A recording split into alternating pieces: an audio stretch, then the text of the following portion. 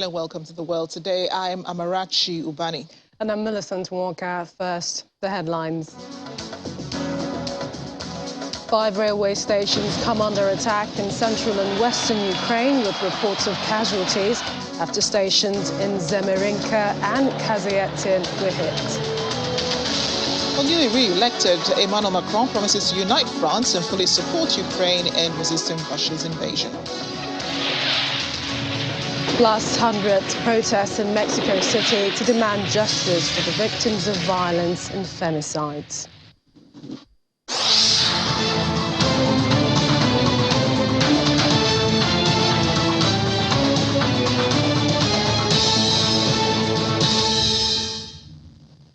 Thanks again for joining us. We begin with the updates on the Russian invasion of Ukraine. 5 railway stations have come under attack in central and western Ukraine. Officials reporting there are reports of casualties after stations in Zemerinka and Kazietin in central Ukraine. Meanwhile, near Lviv, a facility handling the power supply to overhead lines was struck. U.S. Secretary of State Antony Blinken says Russia is trying to brutalize parts of Ukraine, but failing in its war aims. Here's more on the situation. A video showing black smoke and flames from behind a fence with firefighters in attendance. The governor of Lviv region says this was a missile strike and explosion at Krans train station in Ukraine. Russian forces launched missile attacks on the Ukrainian positions deployed in the territory of Azovstal steel plant in the besieged southeastern city of Mariupol. In a daily video release, spokesman for Ukrainian armed forces, Oleksandr, also said Ukraine's defense forces repulsed 7 Russian attacks in Donetsk and Luhansk region in the past 24 hours. On Sunday, Ukrainian officials claimed Russia attempted to storm the Ukrainian-held Azovstal steel plant, despite Russia's President Vladimir Putin's comment last week that the complex did not need to be taken. Ukraine's Armed Forces Command wrote on Facebook that Russian forces were firing and performing offensive operations in the Azovstal area, as well as conducting airstrikes on civilian infrastructure. Another video released by Ukraine's Azov battalion seems to show a soldier bringing items for women and children in a bunker in the Azovstal steelworks in Mariupol. An unidentified woman is crying for help, especially for those still left in the city. We are tired of these bombardments, these constant airstrikes on our land. How long will this last? Who are we being saved here from? I don't understand. Help us. Stop the aggression of the Russian Federation against my country. My country is simply dying. My city is completely destroyed.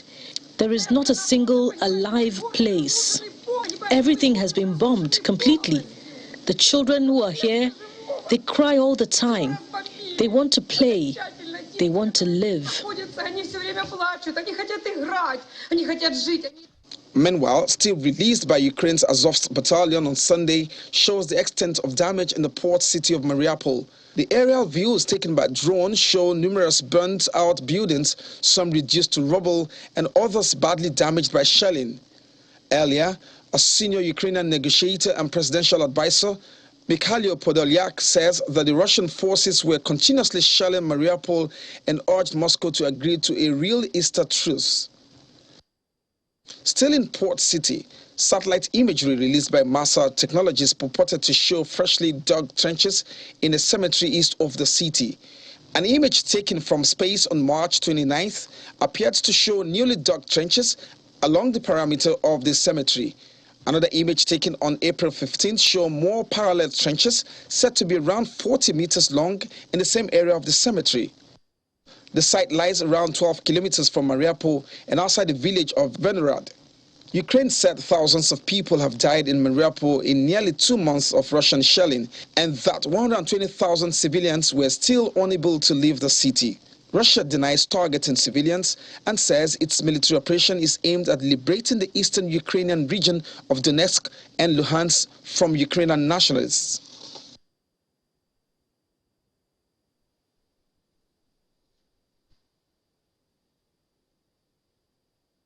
We have the VOA's Anna Chenikova joining us now. She's in Kyiv. Anna, thanks once again for joining us on the program. We know things have become much tougher in Ukraine. But let's begin now with the missile attack on that railway station in Lviv. What more do we know and how severe is the situation there?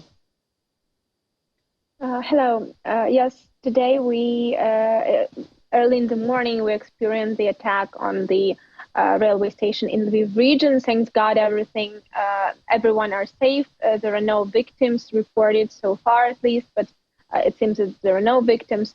The attack was targeting the railway station, and there are damages of the railway, but for the moment, for the moment, and it was also fire at the place, but for the moment, fire is already eliminated and no victims reported.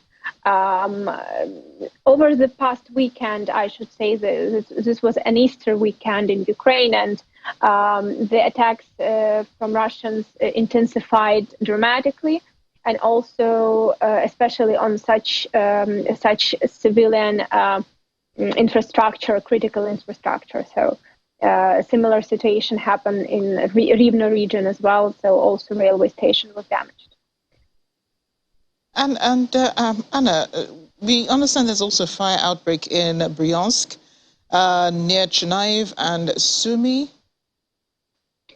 Yes, so Bryansk is the territory of Russia. It's the area next to the border of Ukraine, next to Sumy, as you said.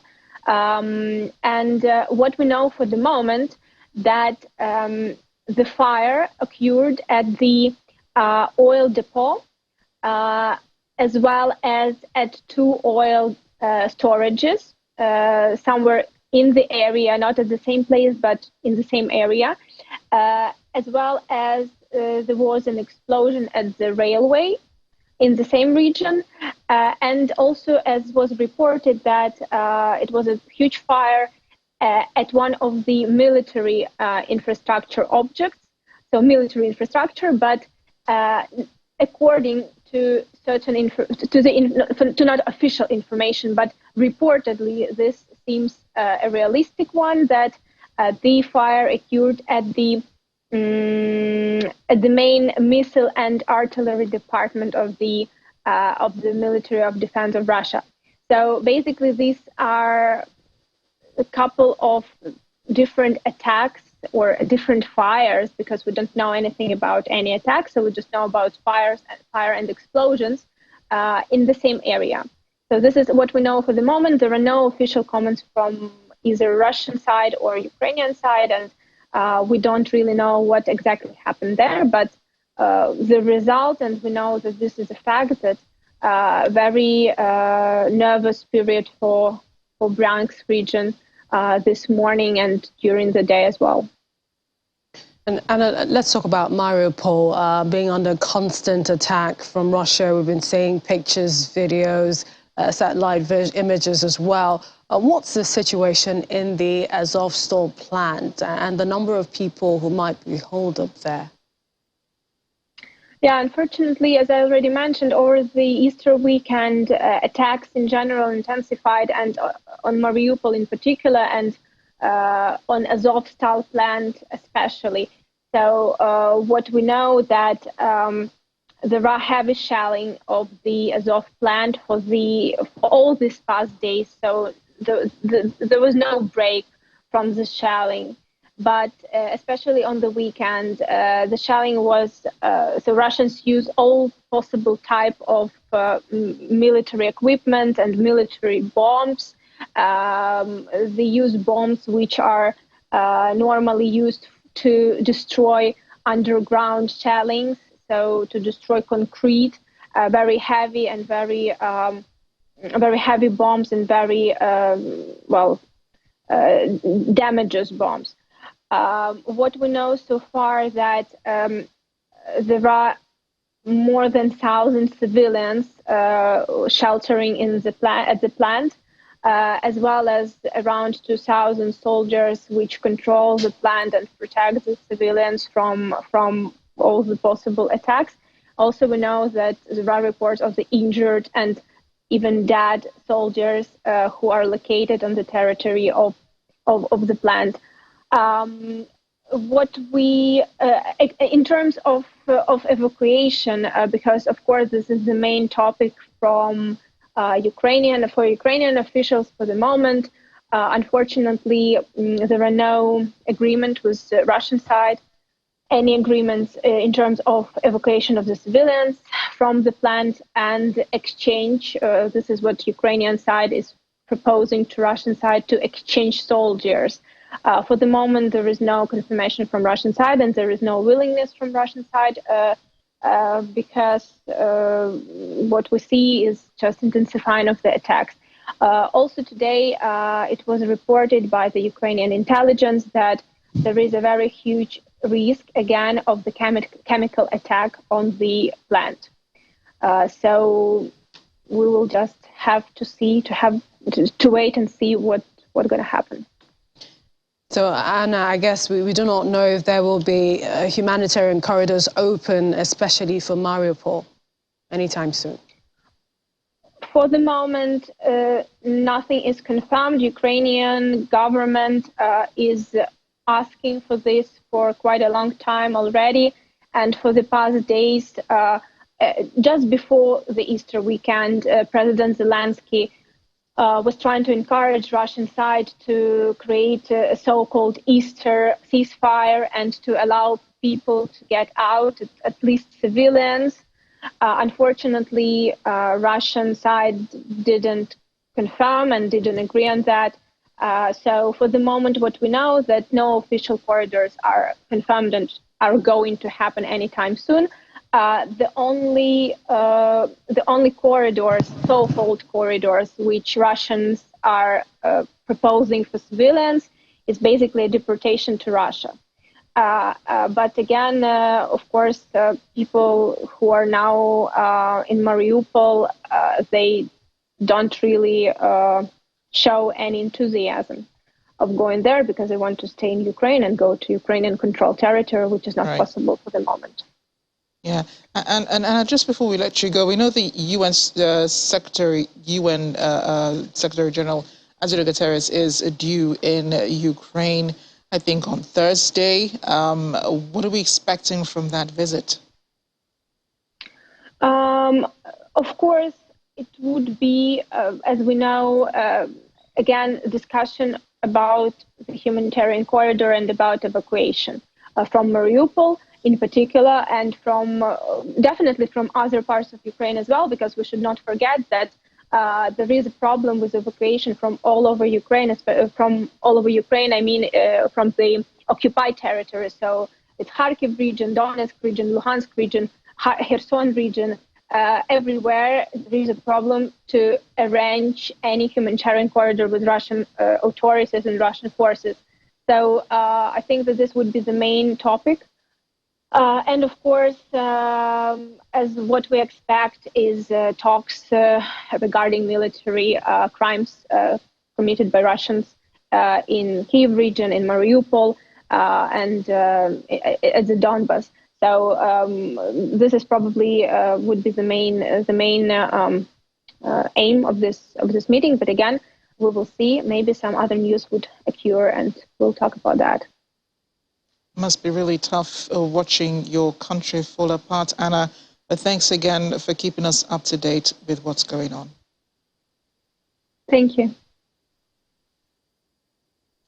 Well, staying in Ukraine, President Volodymyr Zelensky received some very special visitors late Sunday night. It was the first official visit of the U.S. top diplomat and Defense Secretary and Antony Blinken and Austin Lloyd arriving in Ukraine late in the evening. It's the first time they're visiting since the Russian invasion of Ukraine. Both men announced a gradual return of U.S. diplomats and the nomination of a new ambassador. Secretary Blinken and Defense Secretary Lloyd were in Poland the day before, arriving in Kyiv. Both men have really strong opinions about what's going on in Ukraine. The rest of this war will unfold, but we do know that a sovereign, independent... Washington correspondent Maria Bird has been monitoring the situation from where she is. Maria, this shows support from the U.S. I mean, Antony Blinken almost never happened yesterday, and that's because the White House did not confirm this visit. We know why.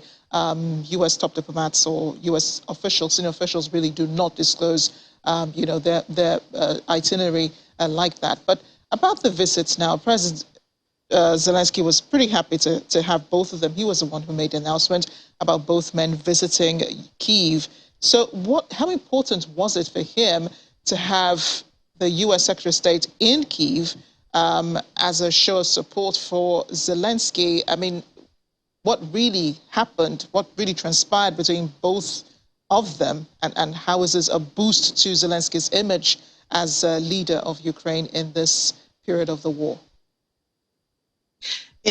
Thank you for that question. I think that it's clear, as you said, the White House would not confirm the visit. And I think that Zelensky coming out and saying the visit was going to happen even gave him more, I think, of official status. I mean, it let him know or let the world know that he is someone that the main leader, the U.S. has served as a leader in this, and they've been very outspoken since before the war even happened as it relates to their support of Ukraine. And so this, I think, just definitely supports and it gives him a political boost globally to say the U.S. is listening, the U.S. is definitely a supporter. Not only are they putting financial resources and not only are they speaking from their home in the U.S., but they have now come and they have sent their top international official. The Secretary of State is just as important in some instances, and if not more viable to the international community than even our president and vice president. So his presence there, I think,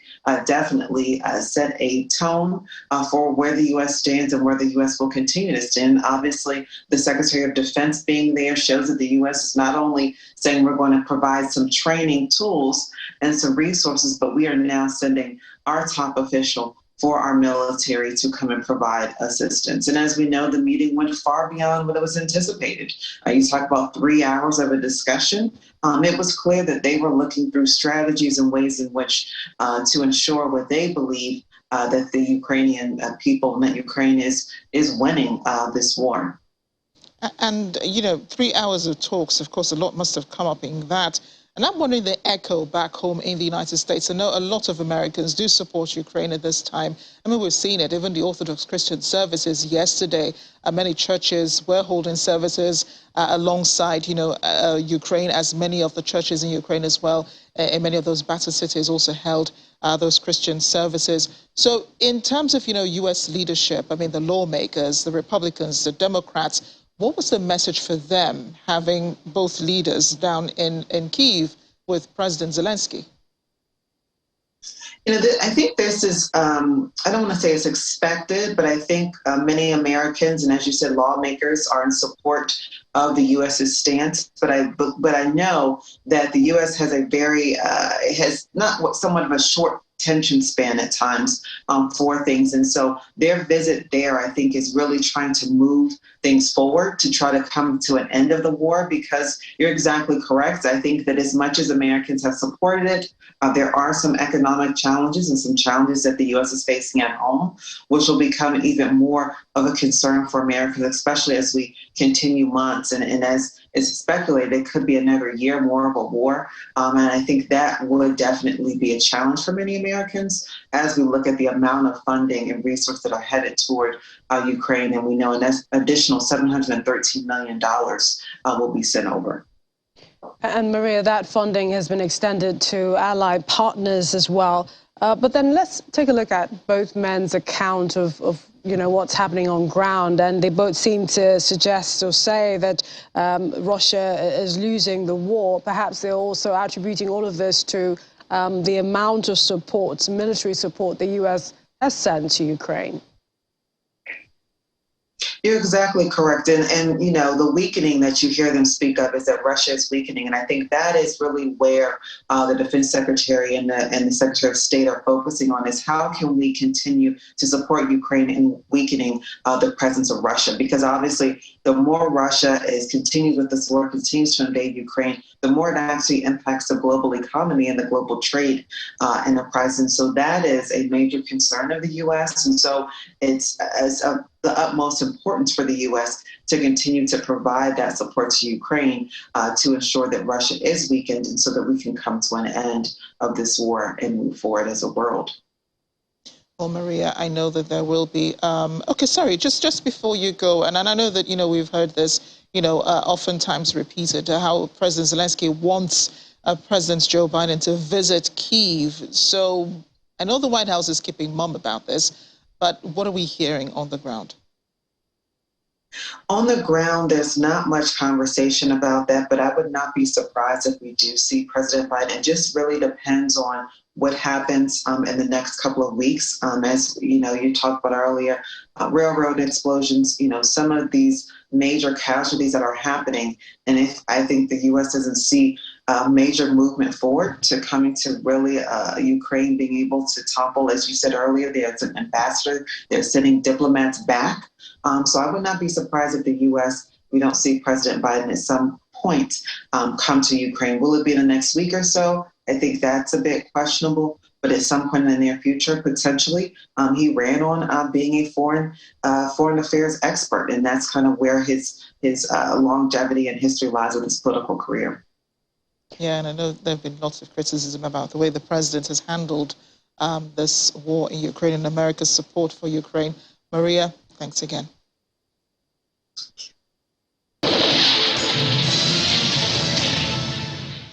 Welcome back. UN Secretary General Antonio Guterres is scheduled to visit the Turkish capital Ankara before heading to Moscow for talks with President Vladimir Putin and then to Ukraine for a meeting with President Volodymyr Zelensky.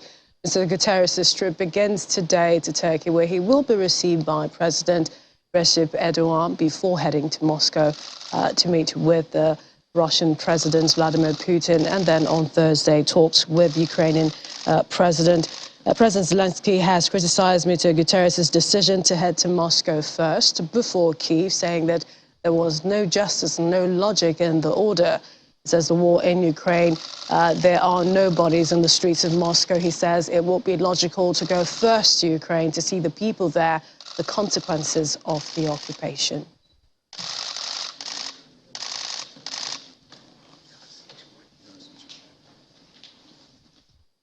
He's got 5 more years ahead of him, talking about the newly re-elected French President Emmanuel Macron after convincing victory on Sunday over rival Marine Le Pen, who nevertheless secured the far-right's highest share of the vote yet. Macron won by 58.55% to 41.45%, a greater margin than expected in the polls on Sunday. Despite her loss, though, Ms. Le Pen said her significant vote share still marked a victory. Ideas, a national rally, represented and reached new heights, she told supporters. But far-right Eric Zemmour pointed out that she had ultimately failed, just like her father, who preceded her.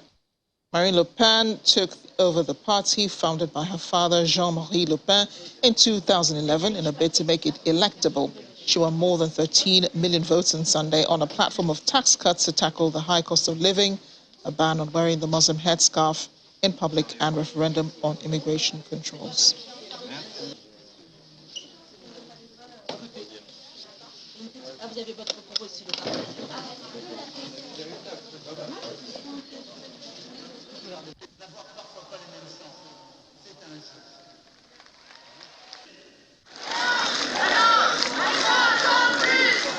Emmanuel Macron becomes the first French president to be re-elected after about 20 years in the country's political history.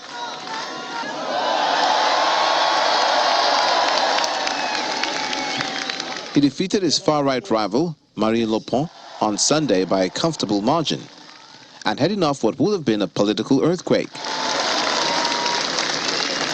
Shortly after his re-election, he told supporters that the concerns of those who'd abstained from voting or picked opposition candidate Marine Le Pen need to be addressed. I know that for many of our compatriots who chose the extreme right today, their anger and disagreements, which led them to vote for this project, must also find a response, and that will be my responsibility, and that of those around me.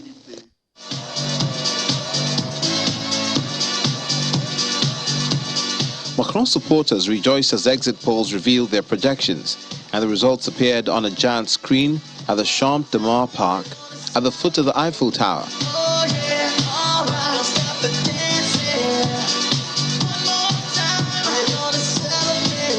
Pollsters projected Macron securing around 58.5% of the vote. Such estimates are normally accurate, but may be fine-tuned as official results come in. Meanwhile, in the camp of the defeated far-right presidential candidate Marine Le Pen expressed disappointment, supporters booed at Le Pen's election night party in Paris as the first election results were unveiled on French television. Against the backdrop of Russia's invasion of Ukraine and the ensuing Western sanctions that have exacerbated a surge in fuel prices, Le Pen's campaign homed in on the rising cost of living and Macron's sometimes abrasive style as some of his weakest points. Le Pen herself says she will keep up the political fight against Macron, even though she conceded defeat to the incumbent. Un grand vent de liberté aurait pu se lever sur le pays. We're more than ever determined, and our desire to defend the French are even more strengthened. Today, I have no resentment or grudge. For 1,000 times we have been buried, and 1,000 times history proved wrong those who projected or hoped for our disappearance. In this defeat, I couldn't help but feel a form of hope. This result bears witness, both for our French and European leaders, of a great defiance from the French people towards them, which they could not ignore, and the largely shared desire for a great change. However, French left-wing newspaper Libération has been far from celebrating Macron's comfortable win. On its front cover, the newspaper declared, "Macron re-elected. Thanks to who?"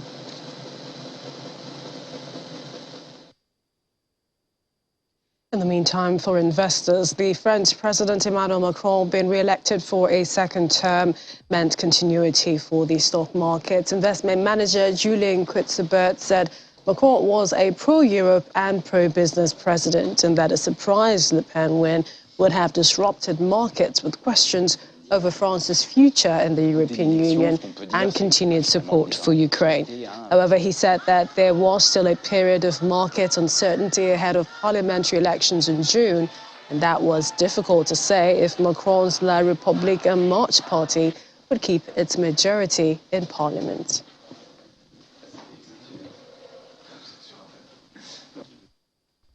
Joining us now is former Nigerian ambassador to France and career diplomat, Ambassador Akin Fayomi. He joins us now from Abuja virtually. Thank you, Ambassador, for joining us on the program.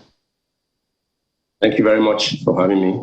Ambassador, were you surprised by Mr. Macron's victory and the significance it holds for France and his government? I will not be surprised at all that Emmanuel Macron came back to power. I've been following the politics. Indeed, the nation is divided, quite all right, but then you will see that the French are still not ready for a national rally presidency. The far right is rather too strict for them, and they would rather stick to the devil that they know than dine with the devil that they do not know. In as much as Mr. Macron himself knows that he has not performed as creditably as he would have loved to, or as the people would have liked him to. He also knew that he can bank or work on their disenchantment with the National Party of Marine Le Pen. It's not yet time, I think, that they will succumb to the National Rally Party presidency, just like they didn't do throughout the time of Marine Le Pen's father, Jean-Marie Le Pen. And I know that for now, the far right still has a lot of rebranding to do before they can claim the French presidency. But she accused Macron of dirty tactics during the campaign. Many said during her speech she didn't take the loss well, didn't congratulate Macron, but then she lost by a wide margin. And this is her fourth attempt.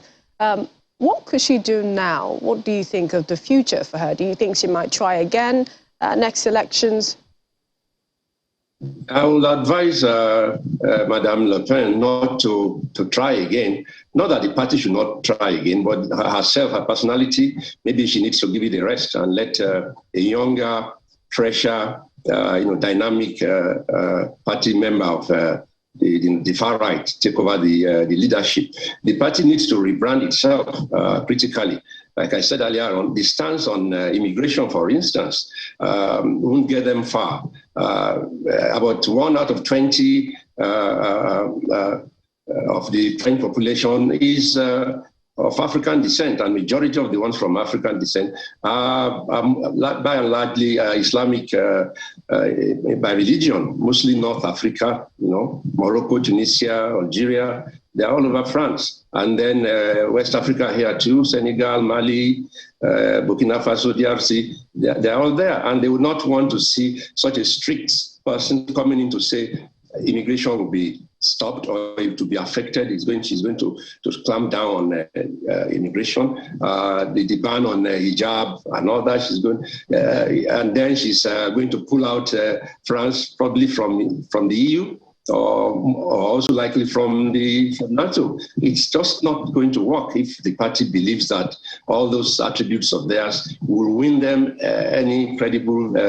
voter margin. They need to rebrand the party. It's not dead. It's never been dead. It's good to have a credible opposition in any democracy. The far right has always been, but they need to regroup themselves and to rebrand so that the policy, the manifesto they will bring out will appeal more to voters, not just for the two. That's a big number, but they will need to cross 50 before they can gain the presidency. Yeah, and I know her supporters felt really hurt by the fact that she didn't win this time. But I know that Macron also didn't have it easy during this election. I mean, there were reports of some people putting blank ballots into the box, but he's promised, despite that, to reunite France and to pull in those from the opposition. But he still does have a lot of opposition against him. I mean, there were protests in Paris last night. Looking at his future, though, what do you think, about him, the effort he will have to make in reuniting France? Because as it is, the country is still divided. Very much so, very much so. He has 5 years to get his act together. He knew that he didn't do very well. He said so in his acceptance speech that for 42% of his citizens, of his compatriots, to move to the far right, it means that something is not gelling with his administration. And if you watched it, and I'm sure the last thing he said was that I'm going to carry everybody on board. I'm going to be president of all France. And he said that we are not going to continue the last administration. That's very loaded. It means that he realizes that the policies of the last administration have not been too accepted or well received by the populace. So that was why he said he's going to revive the administration, not continue. That means that he himself has taken that on board. He knows that he has to do a lot to divide, to unite France. You all remember the yellow vest issues, unemployment, youth, running rampage, industrialization and all that. So he has to also come up with good advisors, good team. And in the mere fact that he has acknowledged that he needs to revamp his administration shows that he already appreciates the fact that he doesn't have so much goodwill with the French. They only voted for him because they didn't want the far right to come in. So they didn't really vote for his administration. They more or less voted for putting off the Marine Le Pen's party. So in other words, it was not him that could say he creditably won the election. He will attribute it to the fact that people prefer to still stay with him than to start afresh with Marine Le Pen, who didn't give them a credible manifesto in the first instance.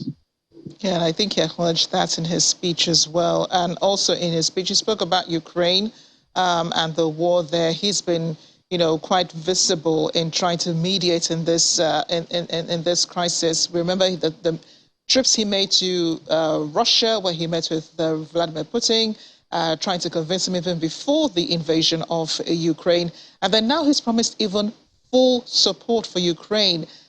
Looking at, the promises he's made about the next 5 years being different, what do you think he means by, full support? Yes, Mr. Macron has always had full support for President Zelensky of Ukraine. yes, he's a good mediator in this conflict. You can see that even President Putin had congratulated him straight away last night. So he's not in anybody's camp. But Mr. Zelensky enjoys Macron's support. He said so in an interview he granted recently, where he was even interrupted in the interview by an aide bringing his telephone to him, the mobile phone. And who was it? He was saying, Emmanuel, give me a minute and all that. So he told the interviewer that was President Macron calling him. So it means they enjoy good rapport for him to be calling. And even acknowledge that virtually on a daily basis, Macron calls him to give him moral support, to promise him support from the EU, of which France is a very strong member. It's the second largest economy in the EU, as well as the largest military force in the EU. So that means they are also very strong in NATO. So you can persuade President Biden, persuade Boris Johnson, persuade Olaf Scholz from Germany, all of them to mobilize support. And I think they are doing it. They won't go into the newspapers to tell us so much of what they are doing. The Americans do that, 800 million of aid sent recently and all that. But the French are also, they've always been in support of Ukraine. And Mr. Macron particularly even took it further, because even the French accused him that he was not paying so much attention to domestic matters. Instead, he was seen more as a statesman on the international stage. So that he has cultivated that habit, and I think that Mr. Zelensky, by mentioning him on an interview, means that he will even get more support from Mr. Macron, because it shows that they have good rapport, good chemistry. And is bound to lend that support and to persuade the EU and NATO to step up their support for Ukraine in this needless conflict that we are in. And finally, Ambassador, what about Nigeria's relations with France under Macron? What are your predictions? I won't see any changes. If you see the manifesto of the two parties, even, there was hardly any mention of Africa. Even at the election debate they had, only one thing on immigration, which dwarfed Africa per se. So that means there really no Franco-African policy that will change. In other words, we continue. We are their largest trading partner on this continent, that's Nigeria. We continue trading with them.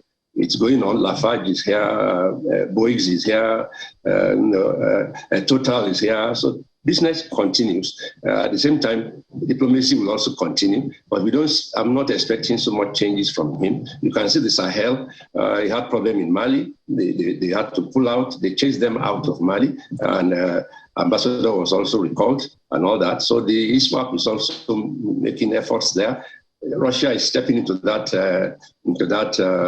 gap for Mali, getting arms and things from Russia now. So France, they are losing their grip, their influence on the African continent, because they don't pay so much attention to us here. They believe that if anything they want to come do is to come and help us against terrorists and ISWAP and all that. And that's not how it is. If I were one of his advisors, I would tell him to go back to the days of de Gaulle, when the special advisor on Africa was as powerful as the foreign minister in France, because they pay so much attention to what is going on this continent. But now they are more Eurocentrist, and that's their loss anyway. So we need to also step up our game and not wait and depend or rely on any foreign assistance or aid, as it were. I think European leaders have been trying to send that message across over the last couple of years. Ambassador Fayomi, thank you so much for speaking with us. Thank you very much. Thank you. Still ahead on The World Today.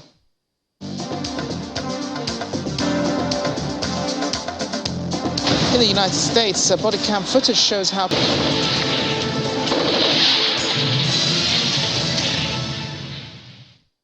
Today is World Malaria Day, which is often marked annually to focus global attention on malaria and its devastating impact on families, communities, and societal development, especially in sub-Saharan Africa.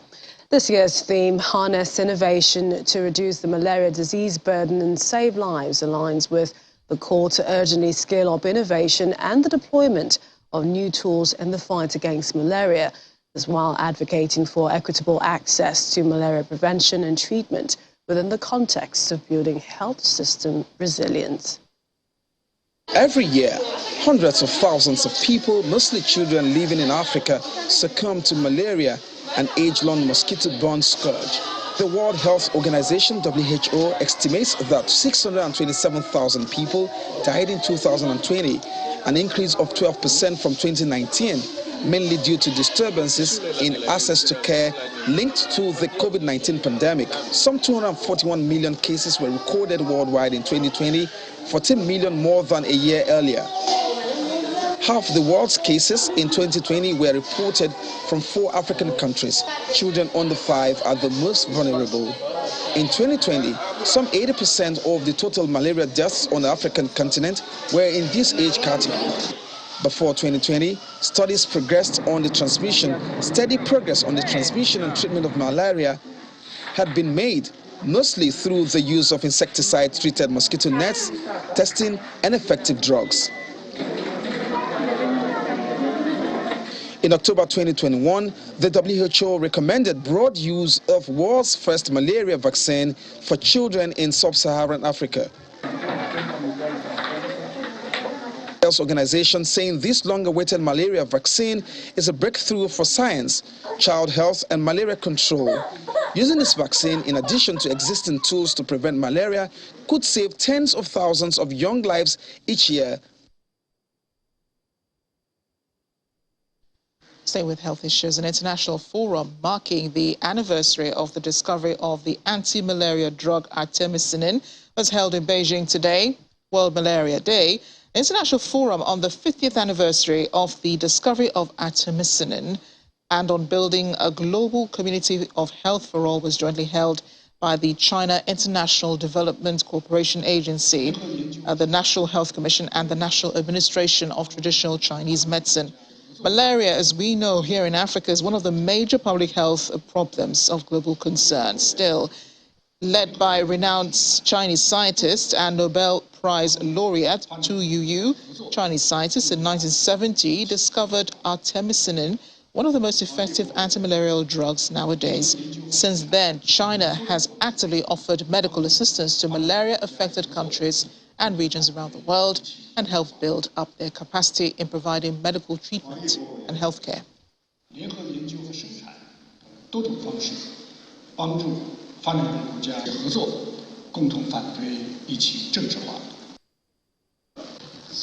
It doesn't matter what race we are still vulnerable to health problems. And I think therefore it becomes critical that the world unites in defeating all pandemics of all kinds, because without good health, we will not have economic development, we will not have human development, we will not have safety. I see China has played a very important role.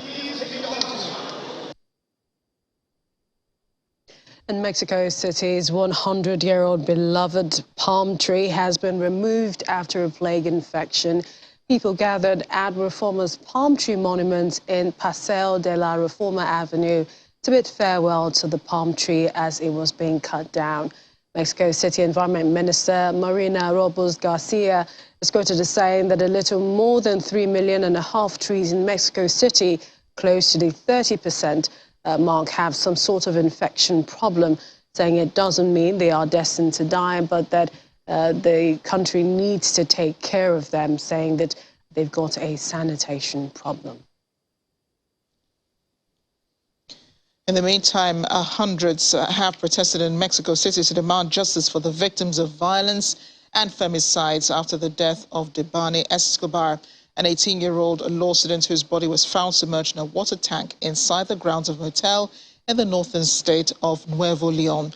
Protesters posted pictures of missing women in Mexico as they walked towards Mexico City's Attorney General's office. Local authorities in Nuevo Leon said that the cause of Escobar's death was a contusion to the skull and that all lines of investigation remained open. A nearly 2-week search for Escobar, who disappeared on April 9, has sparked new anguish and rage over gender violence, prompting protests across the country. Her death came amid a spate of disappearances of women in the state since the beginning of this year. At least 26 women and girls have disappeared. 6 more, including Debani, have been found dead after being reported missing.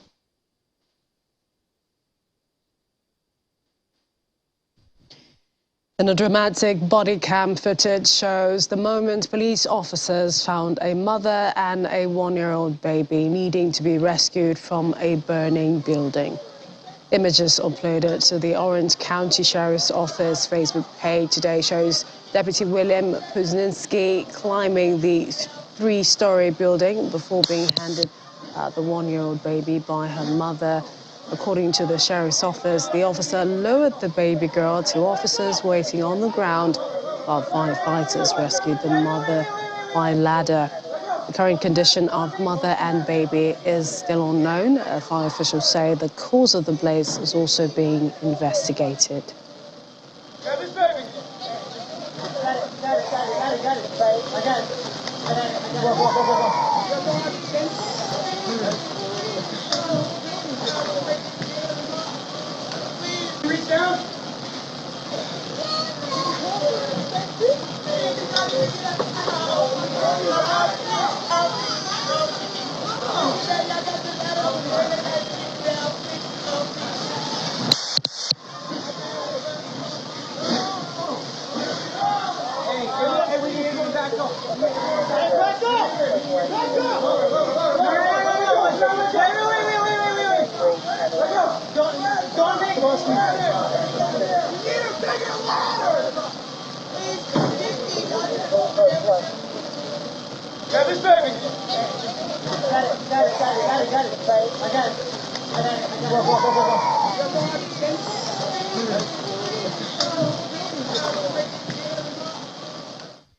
Such risks and successful at the end too. Yeah, I think that just proves the police do not just fight crime, they're also superheroes.